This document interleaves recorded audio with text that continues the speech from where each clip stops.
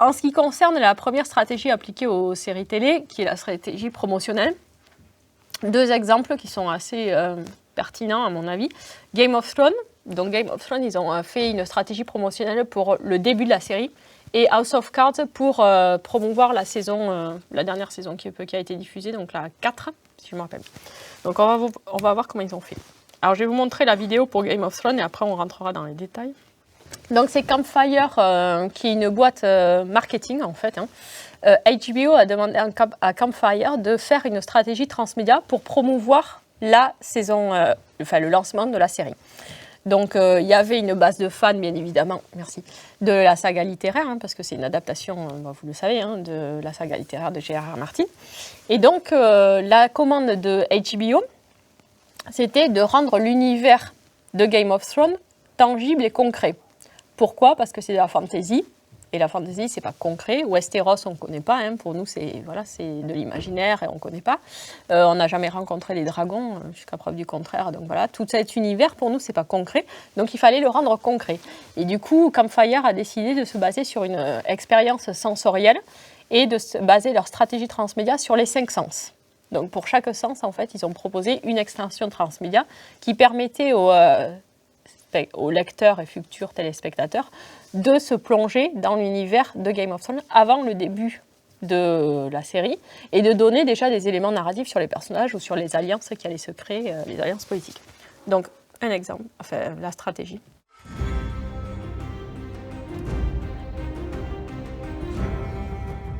Game of Thrones tells a sprawling, interwoven tale of feuding families, swords, sex, deception, and the pursuit of power. But could a fantasy series become HBO's next pop culture icon? Campfire needed to create a campaign rich enough to satisfy fans of the well-regarded book series, yet simple enough to enjoy without any knowledge of the story. So we created a campaign that spoke to different audiences on different levels, and generated a groundswell of support for Game of Thrones. We began with smell, sending influencers an intricate scent experiment that evoked key locations in Westeros. Within 48 hours, the influencers had shared the experience with their fans and followers. This is the coolest swag pretty much ever. Really? We recreated a Westeros tavern with an immersive 3D sound experience. Visitors could navigate through the tavern, eavesdrop on the common people, and get a sense of the dark conspiracies taking place in the kingdom. That'd be silver for another flagon. Or 2 if you don't want it to spit in it. Oh, shut your trap, Jenna!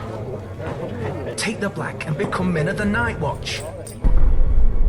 We took fans to the top of the 700-foot wall that protects Westeros. It was 8,000 years ago that Brandon the Builder built the wall. Our first-person simulation let fans walk in the shoes of a guard on duty, learn the history of the wall, and feel the cold isolation of those who protect it. From icy north to sultry south, the extremes of temperature in Westeros reflect the stories that unfold there. To illustrate these extremes, we created a climate app that transports you to the region in Westeros that mirrors the weather in your location. We partnered with top chef Tom Colicchio to bring the flavors of Westeros to the streets of New York and LA. Colicchio attracted foodies in the press, and a Game of Thrones themed menu attracted the fantasy fans. Each day's dish was announced with a preview video and sent the food truck to a different location in the city, revealed exclusively to our Facebook and Twitter followers. The events had the atmosphere of a fan convention and brought Game of Thrones fans and HBO's target audience face to face for some good old-fashioned word of mouth. Each experience held a deeper level of engagement for hardcore fans. A puzzle or challenge housed at themaisterspath.com. Over 6 weeks, fans competed and communities worked together to unlock exclusive preview clips and Get Glue stickers. Each challenge was symbolized with a link in the Maesters chain, and participants proudly broadcast their progress to their social networks and recruited novices to begin their own journeys. And while fans celebrated Maesters Path Mondays on Twitter, a less involved audience was able to dip in and enjoy just one sensory experience of Westeros. By the end of the campaign, we'd stirred up conversation and made fantasy relevant across tangential fan communities. And when Game of Thrones premiered, There was an organized and well-established fan culture to shape the conversation and build momentum with each new episode. La stratégie de Game of Thrones sur l'expérience sensorielle. Donc vous voyez que ça me fait bizarre ça. Pour chaque sens, donc on va proposer une extension narrative.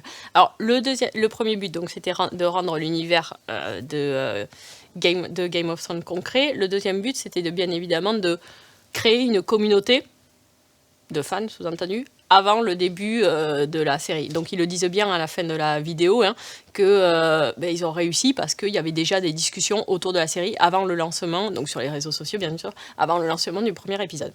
Alors, juste, je ne vais pas revenir en détail parce que bon, la vidéo l'explique bien. Juste, je vais revenir sur la première. Vous avez remarqué la première expérience donc, qui est basée sur l'odorat. Ils ont envoyé, ils le disent bien dans la vidéo et ça c'est intéressant, ils ont envoyé les boîtes de parfums là, avec les parchemins à des key influencers, ils disent. Donc à des blogueurs influents. C'est-à-dire, ou des youtubeurs influents, c'est-à-dire des gens qui étaient fans déjà de la saga littéraire ou qui étaient fans de fantasy. Pourquoi ? Parce que voilà, ces gens vont faire connaître la stratégie et vont répercuter en fait dans leur sphère le fait qu'il se passe quelque chose autour de Game of Thrones. Donc ça c'est intéressant de baser, et c'est pour ça que je vous parlais des fans tout à l'heure, hein, de baser sa stratégie en ayant comme public cible, du moins au début, les fans, parce que voilà, ils vont répercuter tout ça. Donc vous voyez un peu comment ils ont pu mettre ça en place. Par exemple, pour Louis, dans la taverne, là, ils expliquent à travers des conversations des alliances déjà politiques qui vont après se matérialiser, bien évidemment, dans la série. Donc on plonge les futurs téléspectateurs dans l'univers avant le début de la série. Alors Game of Thrones, ils ont une stratégie assez intéressante parce que donc ils ont fait cette stratégie transmédia, mais entre les saisons, ils s'appuient sur la créativité des fans et sur leur production pour faire la promotion gratuite de la série.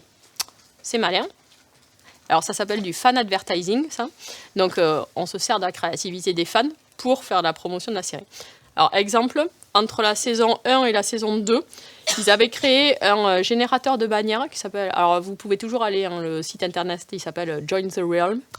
Donc là, c'est un générateur de bannières. Donc dans Game of Thrones, vous savez que toutes les maisons ont des bannières hein, avec leur slogan, enfin, leur écusson, tout ce que vous voulez. Donc ils demandaient aux fans de créer leurs propres bannières et bien évidemment de les partager sur les réseaux sociaux avec un hashtag particulier. Tout ça pour faire de la conversation encore autour de la série et par la créativité des fans, donc de montrer qu'il y avait de l'émulation autour de la série.